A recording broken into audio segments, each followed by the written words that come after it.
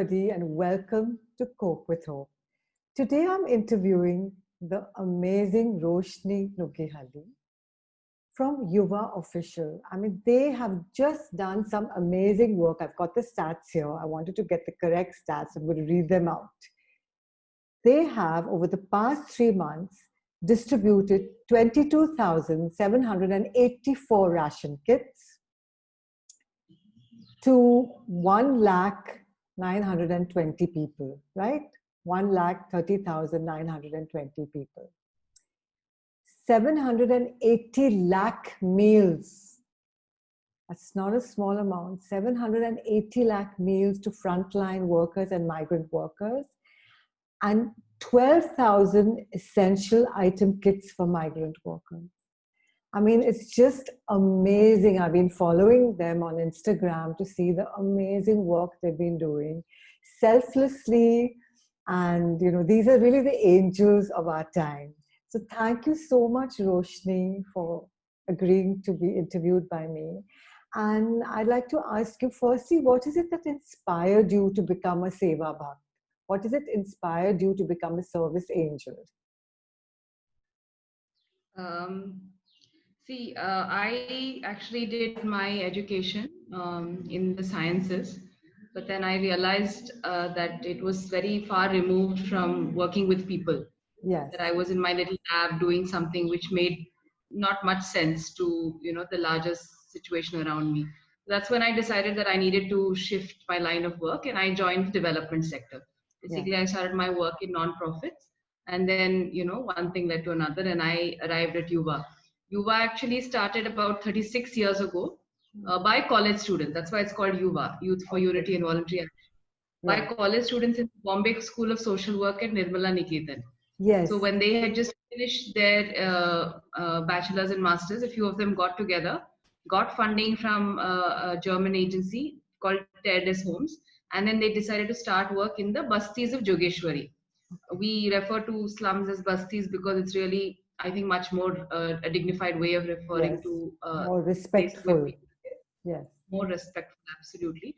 So they started work in the Bastis of Jogeshwari with young people.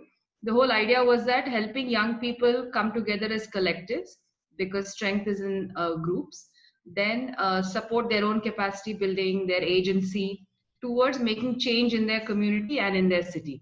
So those days, the young people in Jogeshwari used to resist forced evictions. They used to fight for access to basic services, livelihood, violence at home, so on and so forth. And that was sort of the initial years in the early 80s. And then since then, YUVA's work has expanded. We're still quite a community-based organization, but we make the linkage between what is happening on the ground in terms of the urban poor and the rural poor, and what are the reasons that at the policy level that this is happening. So that connection we make, and approach all of that with a very human rights centric view, that everybody has a set of human rights which we need to fight to ensure that they are upheld.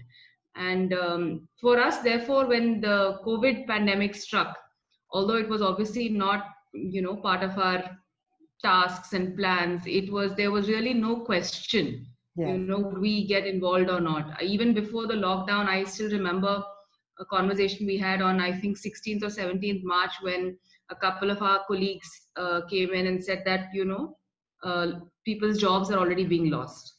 Yes. The golawala on the street, or the the person who's selling namkeen, their jobs are being lost because of this COVID mahamari ka, the stigma, and they need support. So that was really, we had that ear on the ground, which really told us that, look, we need to act, and we need to act quickly. And that's when we started our fundraising campaign, basically to provide dry rations, because we knew that once these are people who only can eat if they work. Even if they don't have 1 day of work, they don't have any safety net to fall back on, not in terms of safety. And their cost of living is extremely high. It seems ironical. They have to pay to use the bathroom. Even every time. They have to pay for every bit of water. Their rents are quite exorbitant because, of course, we are in Bombay. They have to pay for transport, everything. So without money, which they earn, they are not going to be able to survive. They will, so that was very clear that we need to provide the dry ration. So it started out as that. And then, of course, once the lockdowns happened, again, there was no question, would we continue or not? We made sure that within, overnight, we were able to get permissions. I mean, several people helped us, influential people, the people in the police. So we Yeah. got the permission and we were on out again. And also, I think, Yuva has been able to do what we were able to do because of the people who work in Yuva. I Yes. think their commitment and their ability to put their own selves and their own at risk, to take on risks in order to support those who need it, is Yes. just exemplary. And I think there's a lot for everyone to learn, and we really take a lot of inspiration from each other, seeing each Wow. other do that. So I think that was how we started this work. And we've had a lot of support, obviously, from the donor community. Yes. Individuals have really stepped forward, because I think this pandemic has taught all of us one thing: to just be grateful for what we have. Yes. Although it's been tough on all of us, this Yes. sense of whatever little privileges we have, when we see outside and see lakhs of people not having it. So that way, people have really opened up, been very generous in terms of Yes. contributing and ensuring that our fundraising continues. Similarly, even corporates have also stepped up. Of course, there have been challenges in that as well, because they have other pulls and pushes in terms of where their money has to go.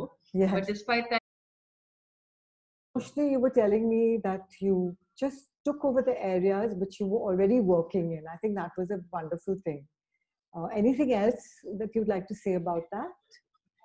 yeah, so we started in the areas where we had a presence, where already we were working in the bastis, and we did a rapid needs assessment to figure out who needed it the most. We made, some priority lists, Yes. um, single parent households, families with younger children, older people, so on. But then soon we realized that just as the lockdown kept getting extended, we realized that the economic and social impacts of this are huge. So we need to Huge. also expand our work. So Yes. that is when we reached out to other areas. In fact, a lot of our numbers was being circulated. So migrants who were stranded would call us saying, we need support, we need transport. So then we spread across the Mumbai metropolitan region. That's the MMR. So that's how we started working. And luckily, I think for us, the donors were also supportive in terms of being able to extend themselves beyond, even our existing partners. They were able to reallocate some budgets for COVID and so on and so forth. So in the initial, I would say, from March, April, even mid-May, we were quite flush with money, and we were able to do what we wanted to do. Yes. But then mid-May onwards, I think what is, the donor fatigue also started setting in. Yes. One, at the individual level, individuals who are contributing obviously had done quite a bit. They supported us, they supported others. So they did also, there was, a little bit of a step back from that end. Corporates had several options to donate, right from PM Cares to other big, their own foundations. So Yes. even that started to come down. And also there was the sense that, Abhi, we've done enough. Huh. Now the ration shops must have opened up. So why do people still need, migrants are now starting to go home. As on May 3rd, the, Home Yes. Affairs allowed that to happen. So on and so forth. So Yes. there were different reasons for the funding to come down. But for us, the challenge at that point really became that the need still existed, Yes. right? Yes. The need still existed because the ration shops opened, but for a family of four, only one person's name would be on that ration card. So Yeah. you would get maybe 5 kilos of rice for a month, and you still don't have jobs. Even if you started getting part-time jobs, it was 1/10, 1/12 of how much you used to earn and how much you Yes. need to earn. And Yes. like I said, for people to live, they have a huge cost of living: food, water, rent, all of that, transport, mobility. So we realized that the need still exists, and we need to continue. And at that time, even earlier, when our work started, several NGOs came together to form an informal consortium where we supported each other. If a funder approaches us, we Yes. uh, suggested another organization, and so on and so forth. So a lot of sharing of resources. Then if we had a need, we would put it out on these groups, and then somebody else who had kits or ration kits would deliver it to them. So that sort of thing really helped us, I think, at that time. The collaboration we had with other organizations, all working together in an atmosphere of deep trust and respect for each other. But also, I think some of our key supporters from day one really what can I say, in times when everybody was decelerating, they really accelerated. They did that for the organization, whether it was some of the people we met just online who kept putting forward the cause. They were recording videos, they were doing different sorts of challenges to get the word out. Some of our supporters also helped put together a webinar series, to creatively try to get, because they had access to experts in different fields, so getting them together and getting people to contribute for those webinars. They also did pitches to different organizations, national and international. So I think there was a time when we really were a little worried about whether we could continue, we could meet everything. But I think because of this concerted push from several groups of people, I don't want to name anybody because then I might risk missing out people's names, but those who are listening will know who I'm referring to. So thank you for all of that. And I think that's really pulled us together. The collaboration with other organizations and the support of, the core group who are there for you no matter what. I also think what has been interesting learning for us is it's not always been big donors. In a time, in a space like this, it's not always the people who are giving you 1 lakh, 15 lakhs. There are people who, for instance, just in and around the housing society they live in, they will agree to support, the basti next door for a month and in, rotation.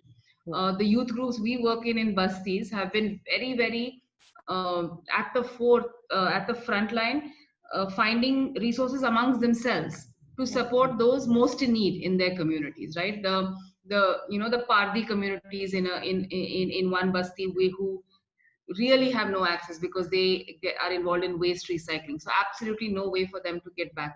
So amongst each other, they're trying to collect resources, 100 rupees, 200 rupees, whatever it is, provide cooked meals. So I think this, and I think that really also happens because even before a pandemic, if you have a strong, social structure, if you have youth groups, if you have women's, self-help groups who are already working together as a unit, then of course you are with a social purpose. You are going to be there and available when the need increases, like at the time of the pandemic. So it's not the big donors, of course, there's that ecosystem, but there's also the ecosystem of local help and local support. I still remember sometimes we got calls from, say, Bandra station, there are 3 families here and it was difficult for us. So we would just activate our social network, and somebody living near the station we don't know them, they don't know these people, but they realize it's real need. They will go to the shop, buy something and give it, and this, there are hundreds of thousands of examples of this across the city happening even today, because the situation still exists. The situation still exists. So this is very heartwarming for me that this is still happening. So your work has not ended at all. No, I think not at all. I think we've, in the initial days, we were still getting used to the rhythm of, working from home, being with family, not being able to meet your colleagues on a daily basis. Now we've settled into that rhythm. But also, I think we now need to move from what we call relief, which is basically, supporting people in food and other basic essentials, to what we call rehabilitation. How do, they sort of get back on their feet? Because let's remember, these are people who were completely not dependent on anybody else. These were independent contributors to this city and managing their lives with a lot of dignity and, self-reliance. So now really, so we don't want this, they don't want this to continue, we don't want this to continue. So how do we really support the rehabilitation? And a key component of that is what we call entitlement facilitation. Because if you've seen, the central government, the state government has come up with several different sorts of schemes. You will get 2,000 rupees if you classify under this in your bank account. If you have a Jan Dhan account, you will get 500 rupees. If you're a disabled person, you will get a pension. So now, as we know that it's not always easy to access these schemes, right? It's complicated. You will have to have an Aadhaar card linked with a PAN card, linked with something else. So it's a mess. And for those who are already been, marginalized by this COVID pandemic, it's very difficult to access them. So we see now our role as organizations to really move into that area. For instance, you cannot get 500 rupees in your Jan Dhan bank account if your Aadhaar card is not linked with your PAN card, right? So then that is a task that we will have to support people to do. Yeah. Similarly, if I have 4 people in my family, I need to get their names added to the ration card. This Yes. is another thing that I have to support people to do. Maybe I'm a construction worker, but I will get 2,000 rupees in the labor department only if I'm registered with the labor department. So Yeah. that registration needs to happen. Yes. So these are just simple examples, and a lot of this, can be done online. Some of this work, but some of it also requires going into the community, spending time, getting the documentation, so on and so forth. So right now we are in the transition phase where relief we think will anyway continue at least until the end of the monsoons. Yes. We've also gotten into monsoon preparedness, the plastic sheets, the That's bamboo, lovely. all Yes. of that is also going on. Then once the rains really start, healthcare will also become an issue. For the last Yes. 6 months, most children, not 6 months, but 3, 4 months, most children have not been immunized for Yes. several diseases because Yes. of the lockdowns. So lots of issues are going to happen. So there will be a component of immediate relief which encompasses monsoon preparedness, nutrition support, healthcare. But we also need to shift into more Rehabilitation. intensive entitlement facilitation, so that at least Yes. whatever the state is offering, it comes to the people who need it the most. So that's That's really where we are. That's what our team is planning and ideating on. How do we do this online? How do we make sure that we also keep ourselves safe? yes. um, Oh, which is also exactly. important. You need to be safe Absolutely. as well because you live with Yeah, your yeah, families and your children, and I hope everyone's yeah. following very strict rules Yes, for yeah. themselves as well and covering So themselves. far, yeah, Yeah. yeah. So far, we've been okay. So but every day is a new day, and now the cases are only rising. So, and Yeah. now we've reached that community transmission phase. So, Yeah. So lots of yeah. vitamin But C, lots thankfully, of zinc, lots of vitamin yeah, C, lots yeah. of zinc. Thankfully, we also all have insurance, and Okay, that's good. helpful Yes. because in the informal sector, you don't have health insurance. So even if you fall sick, Yeah, they even if need you it. have chances of a recovery, Yeah. it's very challenging because we had a case of very sad case for a young girl who lost her mother because they wouldn't admit her to a private hospital because they didn't have the money for whatever deposit or whatever. That's So very thankfully sad. our teams have insurance, but yeah, Good. we are 50 and there are 50 million out there who need Yeah.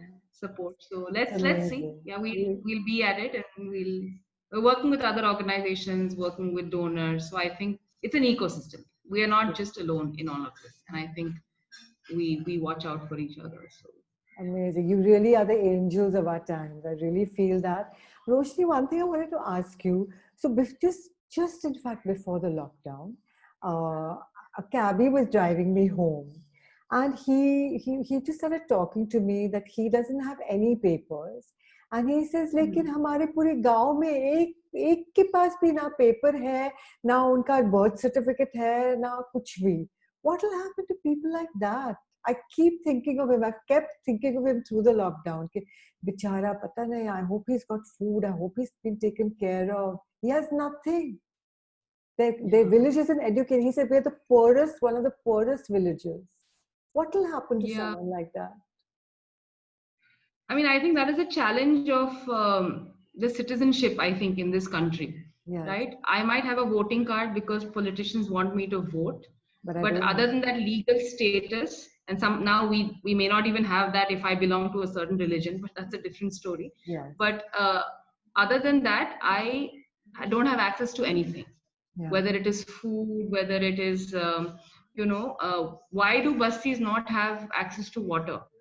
Right? If I live in a housing society, I will have access to water. There is no yeah, question asked about it because they are illegal, right? yeah, The land on which they live belongs to a private owner, or it is part of the coastal zone, some coastal regulation zone, etc. So unless the land on which I live has legally marked as a slum or a basti, I will not get access to the basic services from the corporation. So that at one shot, it yeah. keeps me away from so many basic things which we all take as assumed. And if in the villages as well, this situation exists, which is even more challenging, then these are the people who are invisible basically in our country. It's And very sad. that's not just one person. They are invisible. They might be living, I mean, they would have built the roads, they would have built the homes, they would have cleaned your houses for the last Yes, 30 years. they would have driven But you all around the city. They drive you they are around invisible. so safely. How Yeah. can they be invisible?